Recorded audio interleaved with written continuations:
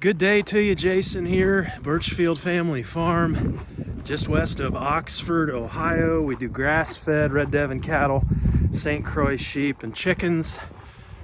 I always say rotational, interrotational grazing system. I guess maybe it's more like AMP though. Have you heard of AMP? Adaptive multi-paddock grazing, I think, is more appropriate. You got all the terminology. I don't know. What we're doing works in our context. How about that? Just a small farm in the regenerative agriculture vein here. It is a chilly one this morning. Woke up and 1 degree Fahrenheit here and a negative 19. Kind of hurts my teeth when I talk. Winter's finally caught up to us. I got a good word for you today. This comes from Hebrews 11. Somebody left this as a comment on my last video, and I appreciate that. Completely applicable to our times here. Hebrews 11, now faith is being sure of what we hope for and certain of what we do not see. This is what the ancients were commended for. So much that we have faith for that we have not seen yet. We have to keep pressing on though. I encourage you to do the same. Continue on in the faith and press on here, and we're going to see amazing things ahead. I have faith to believe that. Okay, so today we'll venture over here. We've moved off of the paddocks here. We moved into our winter sacrifice lot paddock area. But having done that, I want to take time and I want to show you today 3 of my favorite things for this time of the year, mid-January, when temps are just ridiculously low, well below freezing. Before I do that, and before I forget, my friends in Michigan that gave us the potpourri, had that on the wood stove this morning. Thanks so much. Smelled the whole house up. It was great. But here we go. 3 of my favorite things for winter. Let's head over to the paddock here. I'll show you number 1. Okay, so this is kind of our winter water situation when we freeze. You can see this whole area here. What are we? Half acre, between a half acre and an acre maybe over here. And we get the hay in the hay barn over there. We just bring that out and kind of put it around the fence here. I don't like rolling hay out for several reasons. This isn't really a hay video. I'm not going to get into that. What I wanted to show is my first favorite thing, and that is this winter water. It's got 4 compartments.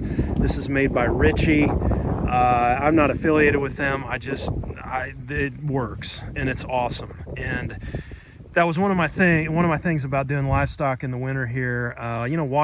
Water's 8 pounds a gallon, and winter water, if you're in a place that freezes, can just really be an enormous burden, especially if you're having to haul it. Haul it by hand is just a nightmare for this many cattle. And so this is made by Ritchie. It's called a Thrifty King.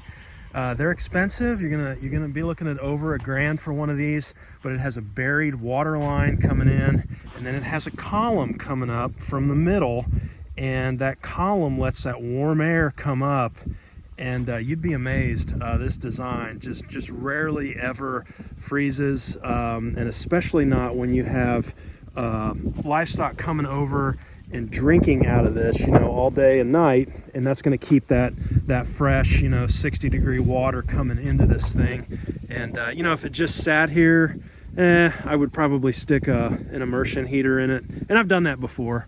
But when you've got livestock drinking out of it, it is like it's gold. I mean, it's worth its weight in gold, especially with the concrete pad around it here. Just this thing has never failed us. This thing's probably walk around here, it's probably 20 plus years old. I know when you buy these, I was looking at one because we're gonna have to replace this one. You can see the cracks in the outer jacket there. Like I said, it's over $1,000, but we've gotten 20 plus years out of this one. So amortize your $1,000 over 20 some years, and it works out. But they do wear out. See the crack in the top and then the crack on the side there. It does not leak. There's an inner jacket as well, but that you don't want cracks in that at any place. And then before we go to number 2 here, just a shot of the cattle, the Red Devon cattle and the St. Croix sheep. I can't speak highly enough on the hardiness of these 2 breeds for a small farm homestead type of setup. The only time we've been colder than this was last December, 2 days before Christmas, the 23rd. We had temperatures with the wind chill down to minus 33, and everybody stayed out and everybody was good. And so, minus 19 this morning. We were pretty close to that. But out here in the cold, out here, and the wind is just brutal today. But everybody made it through the night just fine, and just very, very hardy breeds for wintertime. I don't think our cattle, the sheep do better than the cattle in the summertime with the heat. I don't think we have the best breed for heat tolerance. I think there are better breeds for like the middle of the summer. But in terms of like winter hardiness, these guys, they just can't be beat. But yeah, that little snafu there, last year, I'll never forget, 2 days before Christmas, and woke up and the house is in the 50s, and the furnace was out, and of course nobody could get to us, not only with the holiday, but also with all the HVAC companies being booked up, and we were on our own. So thankfully had some firewood, fired up the wood stove, and that got us through. That wood stove. So the old ways are not as convenient by any means. They take more time and effort, but in terms of reliability, dependability, it's those old ways that will get us through. Let's head over and take a look at number 2. Okay, as we walk over there, I forgot to add, Red Devon cattle have the thickest coats. The thickest coats of any cattle breed out there. So that's something to consider too if you're in a colder area in the wintertime. That's actually supposed to help them with heat in the summer as well. But again, I do think there are better breeds for heat tolerance. Okay, this is number 2 here, a Woodford freeze-proof hydrant. Again, you guys know we're in the negatives here with the wind chill. Open this thing up. Bam. Running water, middle of the winter, below freezing temps. Again, we've got about 5 of these buried around the farm. Water lines run into each of them down 4 feet, and again, worth its weight in gold here. I think in terms of running livestock, this is like a modern marvel that we have. And the way this works is the water stays down in the ground, so when you turn the hydrant on, the water pressure pushes the water through from down in the ground. But then when you turn this thing off, the water's going to drain back down. There's a place at the bottom where the pipe meets the post here, and you bury it in gravel. The kids and I installed this one. You put gravel down, and then that's going to let that water drain out when you shut this thing off. And so all the water stays down 4 feet in the ground. Again, I would recommend Woodford. We put these in, and there's one that we did. I guess it is inside the barn with the buried line, but put that in right when we purchased the farm. It's going on it'll be 8 years this coming September, and I have not touched that thing. Good as gold. So I know January is typically a time, you're planning on the homestead, and I know we have a lot of folks that follow here too that are looking to set up homesteads, looking for tips. I tell you, winter water, those are two of my favorite things. We're going to look at the third thing here. As you plan for your homesteads, I know not everybody has the resources for like a big Ritchie water or whatever in the concrete pad, and that can be a huge expense. But the hydrants, if you can rent a trencher, get a pipe in the ground, and run those hydrants around. One tip on the hydrants, I never understood here. The previous owners put a lot of most all the piping in, And they had some older hydrants hooked up that we've since replaced. But I never understood, why don't they have those hydrants in with the animals? It would be so much more convenient. It's like every single one is on the other side of an animal fence, right? And it wasn't until I tapped a line that I found in the ground, a spare, an extra line that had been run, and I put my own hydrant in, installed a new one, and it was in a pasture with cattle. Oh, well, I found out real quick, why you don't run those hydrants in there. The cattle rubbed all over it and bent the pipe on the thing, So a tip is, if you're planting these hydrants and you want them in with your animals, plan to run a hot wire around those hydrants. So, sheep will be fine. Sheep aren't going to bother, but if you've got big cattle, they're going to come over and rub on it. And cattle are not inherently destructive. They're so big and they get to rubbing on stuff. So keep that in mind. Okay, let's head into our milk house area here for item number 3 while we're on the way here. A little week-old calf, doing well. Mama still as protected as ever. But that little one put on, 10, 12 pounds here in first week. Totally stoked about that. Not really willing to put them outside in negative weather. Would they make it? Probably. Not willing to chance it though.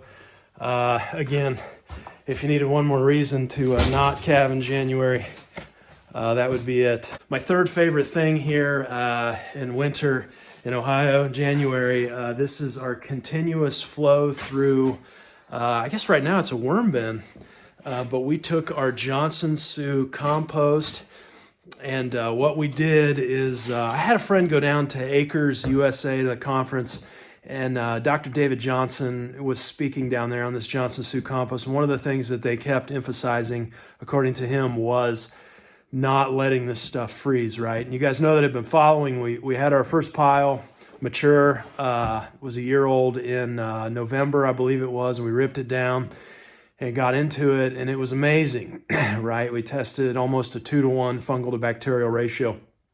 But we had all this compost, and it's the end of the fall, and I didn't really want to apply it or put it out at that time. And so I really wanted to get to, spring is when we need compost, when we're starting seeds, when we're in the garden, we just, planting and all of that stuff. And so I thought, what? The stuff on the farm that works well really is the stuff that's, it's cyclical. We've figured out like the rhythm and the seasonality of it, right? And compost just, I don't know, it's just good to spread in the spring. That's something that works for us. And so I thought, what can we incorporate seasonally that would make sense with this Johnson Sioux that would not let it freeze? And this is what we came up with. You guys might follow Captain Matt on YouTube. He's got a great channel just on earthworms, and earthworms and Johnson Sioux really kind of go together well here. But basically what we built, and let me flip the camera around, I'll show this to you. So this thing is just 8 feet long by, I think, maybe 30 inches wide. And it's, again, just a continuous flow through worm bin. So from that point up, it's all of our Johnson Sioux compost. We've got just a covering over top, and then I've got these heat mats I keep down here. We want it above freezing. And so to do that, we've got these heat mats here. It's a controller for 2 heat mats. I've got one here. And then this is a controller. This Johnson controls flows through a high limit Honeywell controller, and those run, peel back this board here that I took off already. Those run these 2 baseboard heaters in here. Very simple setup, okay? And I have a Yolink temperature sensor right there hanging from the top, and I can monitor this temperature out here. I've got a Yolink remote control on the electric, so I can turn this on and off from my phone as needed, just so it doesn't freeze. So up top here on this design, again, continuous flow through. We're going to be able to take a rake in the spring. You can see we started out with cardboard. Again, this is Captain Matt's design here. And then you take a rake you know, you let that cardboard break down, which it's already doing. Look at the stuff falling already down there. And then you take a rake and you rake this in the spring. And they've got all kinds of different designs for these. You can look up continuous flow through worm bins. But basically some of them actually have a cutter. This board here, by the way, is screwed on too. So, but I need to put some insulation around the base. But some of these are really neat. The designs will have a cutter, you know, a mechanical cutter when it's done commercially, and that'll run back and forth, and it kind of makes cuts, right? And then your compost falls down, and you can kind of scoop it up. But I don't know. This is working out for us. I think this is you know, this is a Gen 1. Typically, first generation stuff doesn't go well. It's not really till that third and fourth generation that on the builds that we get it right. But this has worked, and I'll be very, very interested. You know, I know. Yeah, initially, you know, I was looking at this. It's like, really, you know, I'm going to heat compost just to keep it from freezing. I mean, compost freezes outside. You know, what's the big deal? Well, a couple things on that. We've done black soldier fly larvae in the past, and we've had some success with that, feeding out chicken guts. When we process our meat birds, we take the offal, the stuff that obviously can't be eaten, and then we're going to run that through a soldier fly, make soldier fly larvae, feed those out to the chickens. That went really, really well, but we just did that in the summer months, and we could never really get them through the winter. That was always the rub, just because I never had a heated space. You know, I'm wondering, and I bet some of you guys will have ideas, but you know, how could I incorporate black soldier fly larvae, you know, since we've got this small heated space here? And the other thing too is, you know, it's not like we're heating this to 70 degrees. I'm keeping this, you know, in the high 40s and mid 50s. And so, you know, to heat an 8 foot long by 2 foot wide by, I don't know, 2 foot tall space, really, I'm okay with it. But leave your ideas, you know, for a soldier fly, incorporating them here. You guys always have the best ideas, and you know, the soldier flies worked well for chickens. They really loved them, but it was just about doing the breeding, getting the breeding through the winter time here. And since I stuck this in at the beginning of the video here, we are bumping up above 60 even, so 64 now. So you can see we're holding some pretty good heat here. Actually may turn it down a bit. We ordered, I don't know if I said, we ordered 10,000 red wigglers to put in here, and probably need a little bit of water. Looks a little dry in spots, but it's working, and I can't wait to get to spring and try this extract. That was the other thing I was going to say too, just with the results that we had right on that extract. You know, putting that on the seed again, you know, 5 times biomass, and over 3 times, almost 4 times the Brix levels of just seed with Johnson Sioux extract versus seed without the extract and just water.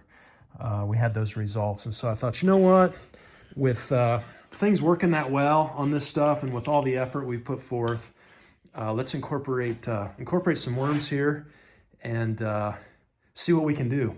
You know, there is something that I find kind of refreshing about this time of year.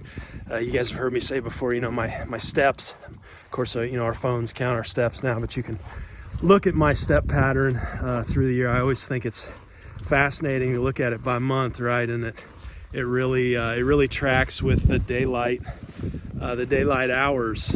You know, May and June, you know, sometimes up north of, you know, 23,000 steps a day, you know, just out here, you know, taking care of stuff, moving animals. And then this time of year, not a whole lot of activity really. It drops off just with the cold and the lack of light. And, you know, I think that allows us to kind of come in, and it creates an environment where you really can think and reflect and think about, okay, what's working, what's not, and you know, get a plan for the upcoming season. And so I do enjoy this time of year.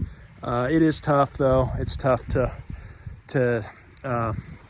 you know, to slow down, to come in and to take a break. But I do believe that's a natural rhythm of things. So anyhow, as you guys look forward, and a lot of you planning your homesteads and looking up on the coming year, hopefully, a few of these things kind of give you something to think about, maybe trigger other ideas. Love you guys' comments, love your ideas. Getting messages and emails from all over Nova Scotia. I can't name them all. I appreciate all your messages, and thanks for reaching out. Thanks for watching today. Comments, ideas, questions, nasty remarks, leave them in the comments. We'll talk to you next time. Take care.